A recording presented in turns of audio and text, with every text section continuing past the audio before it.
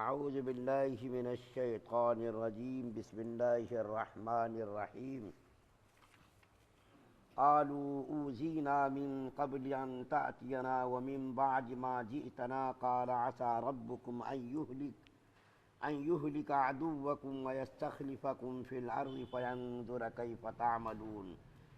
ولقد اخذنا آل فرعون بالسنين ونقص من الثمرات لعلهم يذكرون فإذا جاءتهم الحسنة قالوا لنا هذه وإن تصبهم سيئة يطيروا بموسى ومن معه ألا إنما طائرهم عند الله ولكن أكثرهم لا يعلمون وقالوا مهما تأتنا به من آية لتسحرنا بها فما نحن لك بمؤمنين۔ انہوں نے کہا کہ ہمیں تو آپ کے آنے سے پہلے بھی ستایا گیا تھا اور آپ کے آنے کے بعد بھی ستایا جا رہا ہے۔ موسیٰ علیہ السلام نے کہا امید رکھو کہ اللہ تعالیٰ تمہارے دشمن کو ہلاک کر دے گا اور تمہیں زمین میں اس کا جانشین بنا دے گا، پھر دیکھے گا کہ تم کیسا کام کرتے ہو۔ اور ہم نے فرعون کہ لوگوں کو قحط سالی اور پیداوار کی کمی میں مبتلا کیا تاکہ اس کو تنبیہ ہو، مگر نتیجہ یہ ہوا کہ اگر ان پر خوشحالی آتی تو وہ کہتے یہ تو ہمارا حق تھا، اور اگر ان پر کوئی مصیبت پڑ جاتی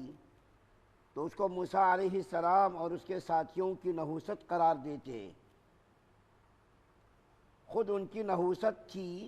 جو اللہ تعالیٰ کے علم میں تھی، لیکن ان میں سے اکثر لوگ جانتے نہیں تھے اور موسیٰ علیہ السلام سے کہتے تھے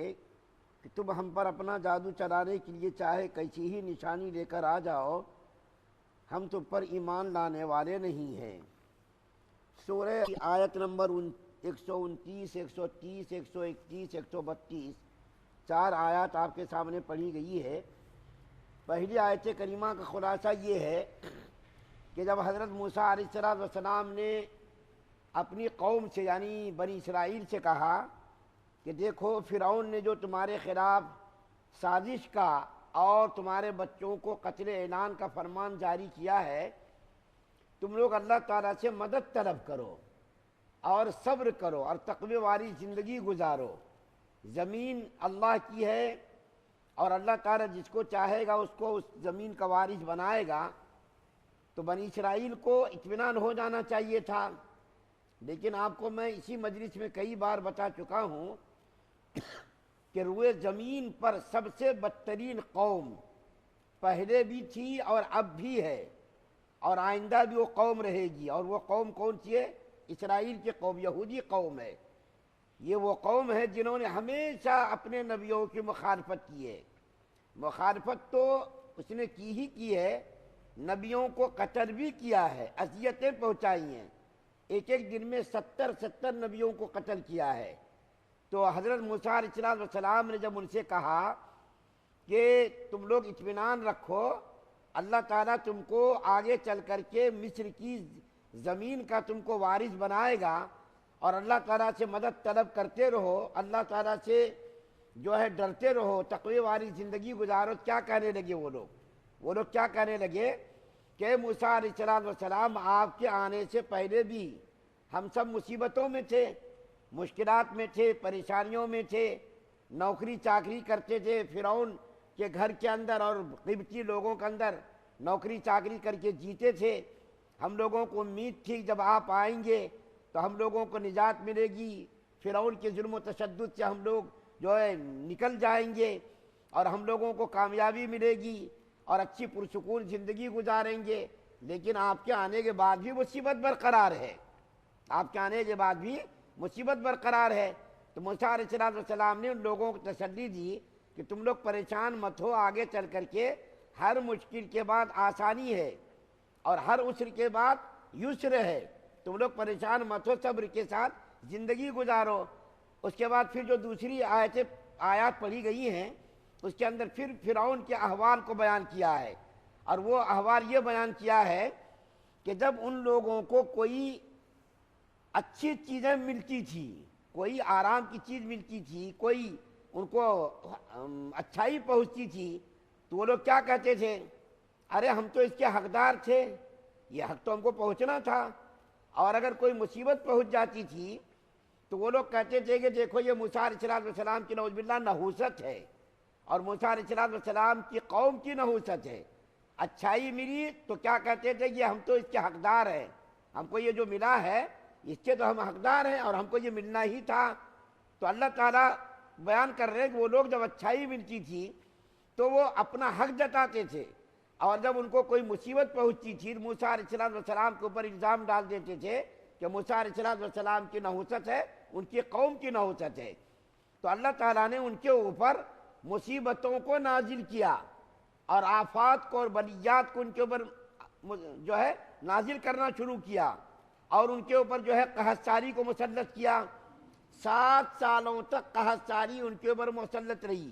بارش نہیں، کچھ نہیں، اور جو ہے اس کے پھلوں کے اندر کمی ہو گئی، سبزی ترکاری کے اندر کمی ہو گئی، غلوں کے اندر کمی ہو گئی، بارش نہیں ہونے لگی، پریشان ہو گئے لوگ۔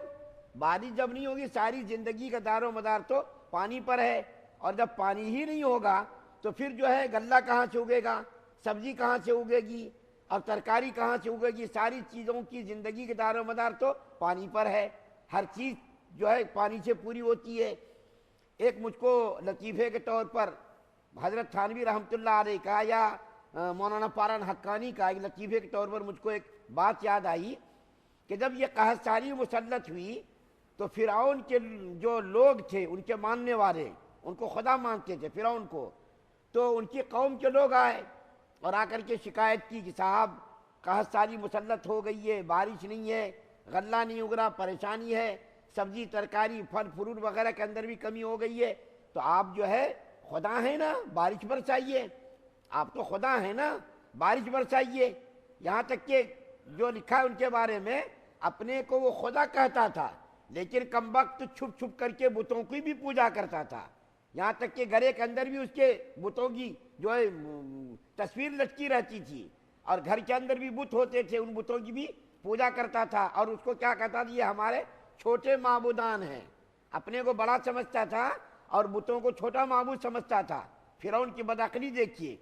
تو لوگوں نے آ کر کے شکایت کی کہ صاحب بارش نہیں ہو رہی ہے، آپ بارش برسائیے، آپ خدا ہیں نا۔ تو فرعون نے کہا اچھا ٹھیک ہے، میں تم لوگوں کو کل جواب دوں گا۔ چنانچہ وہ لوگ چلے گئے، اس کے پاس شیطان آتا تھا، شیطان کی وجہ سے تو اس نے خدائی کا دعویٰ کیا۔ تو شیطان جب آیا تو فرعون نے یہ پریشانی بیان کی کہ دیکھو بھائی قحط ساری مسلط ہو گئی ہے، بارش نہیں ہو رہی ہے، قوم ہماری پریشان ہے، کہیں ایسا نہ ہو کہ ہماری خدائی کا انکار کر دے، تو تم اس کا انتظام کرو، کہیں ایسا نہ ہو کہ ہماری خدائی کے لوگ انکار کر دیں اور ہماری حکومت خطرے میں پڑ جائے، ہمارے لوگ ہی باغی ہو جائیں۔ تو شیطان نے کہا کہ اچھا ٹھیک ہے، ہم اس کا انتظام کر دیں گے۔ شیطان نے پورے اپنے جو شیطان کے گروپ کے لوگ تھے، شیطان نے حکم دیا کہ سب لوگ آسمان پر جا کر پیشاب کرو، آسمان کے اندر اوپر جاؤ اور سب پیشاب کرو تاکہ لوگوں کو معلوم ہو کہ بارش ہو رہی ہے۔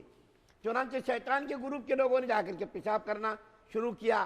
تو جو بھی تھوڑی بہت فصل وغیرہ اگی وہ بھی ختم ہو گئی، اور اس کے اندر بدبو پیدا ہوئی، اور پیشاب کی کیسی خطرناک بدبو ہوتی ہے دیکھیے جا کر کے آپ، اگر 1-2 دن پانی نہ مارے تو کیسی بدبو ہوتی ہے۔ تو لوگوں نے آ کر کے شکایت کی فرعون سے کہ کیا صاحب، آسمان سے تو بارش پہلے ہوتی تھی، پانی نہایت ہی پاکیزہ اور صاف ستھرا اور بہترین پانی، میٹھا پانی، یہ آپ نے کیسی بارش برسائی، اس کے اندر تو بدبو ہی ہو رہی ہے اور ہمارے کھیتوں کی فصلیں وغیرہ بھی خراب ہو رہی ہے، آپ نے کیسی بارش برسائی؟ تو فرعون نے کہا اچھا ٹھیک ہے، جواب دیں گے۔ چنانچہ جب شیطان آیا تو شیطان سے فرعون نے پوچھا کہ بھائی تم نے کیسی بارش برسائی؟ ہماری قوم بدزن ہو رہی ہے اور اس کے اندر بدبو ہو رہی ہے، اور تم نے کیسی بارش برسائی؟ تو شیطان نے کہا جیسی تمہاری خدائی ویسی بارش، جیسی تمہاری خدائی نقلی ہے، تم خدا نقلی ہو، اور مصنوعی خدا، اسی طریقے سے بارش بھی تمہاری مصنوعی ہے۔ ہم نے شیطانوں کو حکم دیا کہ بارش پیشاب کرو، جا کر کے آسمان کے اوپر جاؤ پیشاب کرو، ویسی بارش ہوئی، تو جیسی تمہاری خدائی ویسی تمہاری بارش ہوئی۔